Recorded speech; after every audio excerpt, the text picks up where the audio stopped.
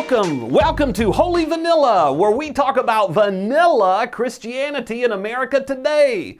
Not spicy chocolate, not interesting strawberry, just plain vanilla. Our goal is to make Christians stronger Christians, but most likely using tough love. I am a white person. A white guy.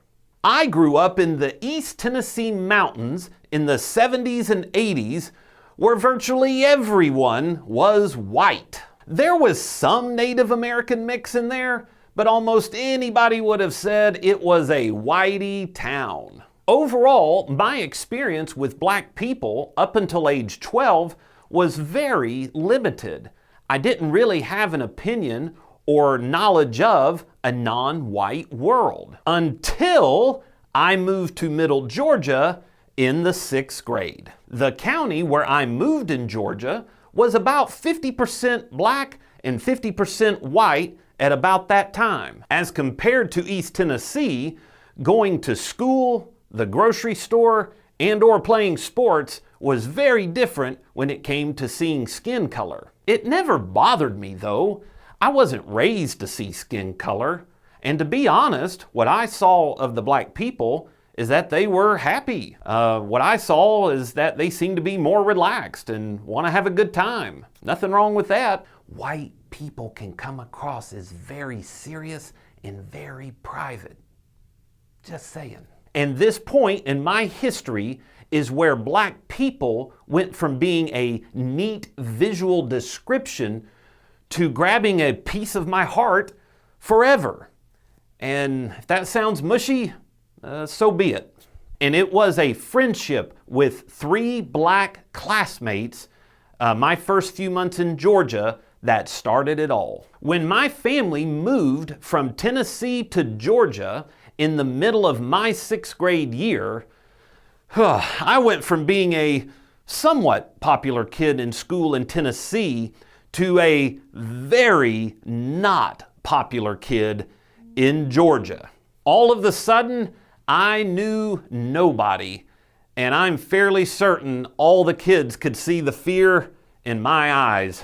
And I got picked on every day. More accurately, it was hardcore bullying by a bunch of white kids. I was terrorized every day, every stinking day. I was chased, I was punched, I was pushed down more times than I care to remember. One kid even grabbed fire ants with a piece of paper out of a fire ant mound and threw that into my hair back when I had hair.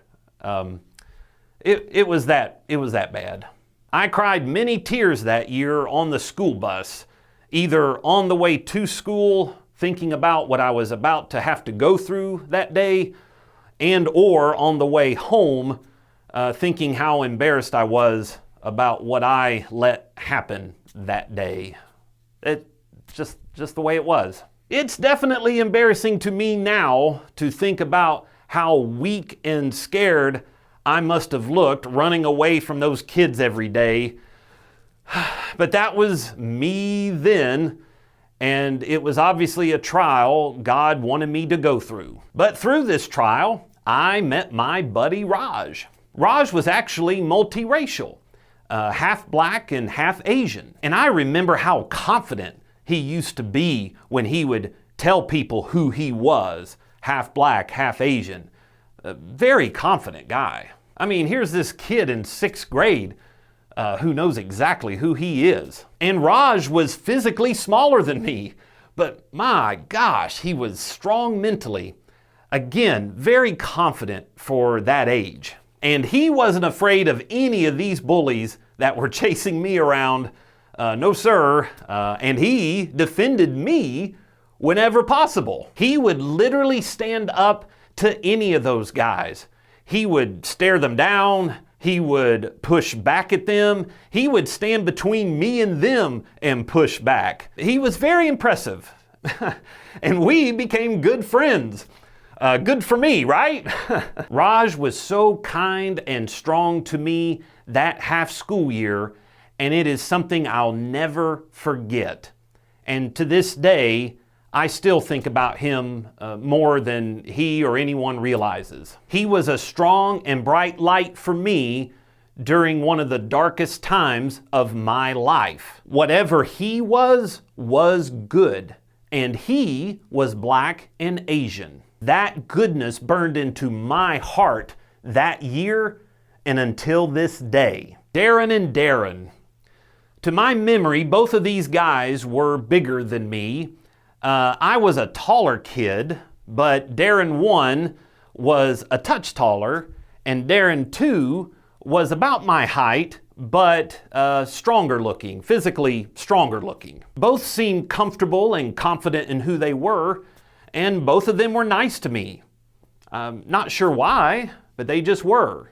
The white guys didn't like me, the black guys did. I didn't get to know these two guys like I did Raj, but I can tell you this, when they were around, the white bullies didn't screw with me. I learned that very quick, and I took advantage of it whenever I could.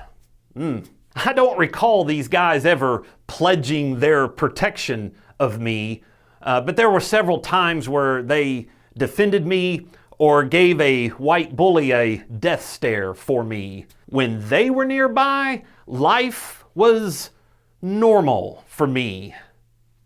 And that was so wonderful. I'm fairly confident Darren and Darren don't remember much about me, maybe except for a skinny, country-talking white kid who shaked in his suddenly out-of-style sneakers many days. But I'll never forget them. They were kind to me when I needed it most. They were strong for me when I needed it most. Their kindness, coolness, and strength still stand out to me, obviously, 37 years later. Whatever they were was good to me.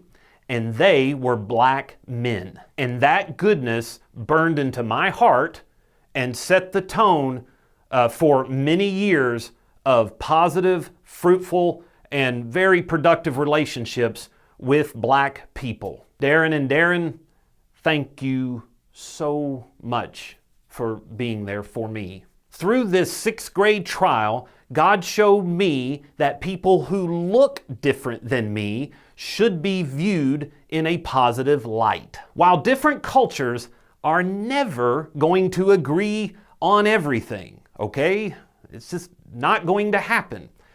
My first reaction to meeting someone new, especially as a Christian, should be with love, kindness, and hope. Again, regardless of skin color or culture. So you may be asking, what does this story have to do with a compromised and vanilla Christianity in America today? Here you go. I believe there are millions, and maybe even tens of millions of American Christians who do not like other people because of the color of their skin or their cultural background. And a large percentage of this number is Christians towards Christians. There is nothing Christian about that. Yet they call themselves Christians. It doesn't work. It negates half the New Testament. And why would God in heaven bless and anoint these Christians? He's not going to do it. It's a problem. Welcome to Holy Vanilla. We would appreciate it if you would hit the subscribe button. Also, if you like what we're trying to do here and would like to support us, click on the link below or go to holyvanilla.com.